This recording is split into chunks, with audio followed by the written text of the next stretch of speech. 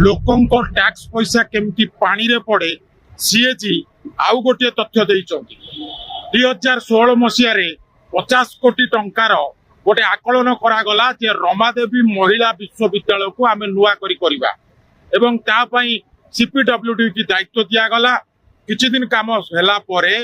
CPWD मागिले जे आउ 3 कोटी टंका मते दिया जाऊ जार कॉस्ट हो जाउची पाखापाखि 48 कोटी टंका किंतु से समय राज्य सरकार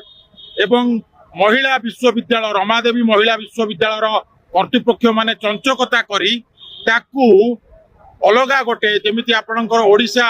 स्टेट पुलिस हाउसिंग कॉर्पोरेशन को दिगला परे पाखापाखि से कॉस्ट रो मूल्य 55 कोटी टंका पहुंची गला एई थांता 50 कोटी रे हेला 55 कोटी 42 कोटी टंका देबे बोली रमादेवी जो कर्तृपक्ष माने अछंती से माने चित धरिले एवं आ फल रे पाखापाखि 5 कोटी रु 5.5 कोटी टंका पानी रे पड़िला। अवश्य जदि आपण भीतर कथा बुझिबे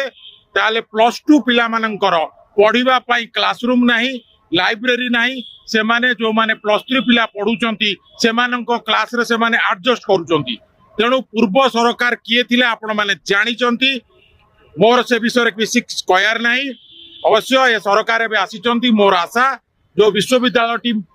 आपण देखुचंती मो पछपटे रमादेवी महिला विश्वविद्यालय आर उन्नतीकरण करा जाऊ एवं पिला माननकु लाइब्रेरी ठू आरंभ करी कैंटीन ठू आरंभ करी ऑडिटोरियम व्यवस्था करा जाऊ एवं पिला माने ओडिसा रो नुआ भविष्यत गढ़िबारे सहयोग करन।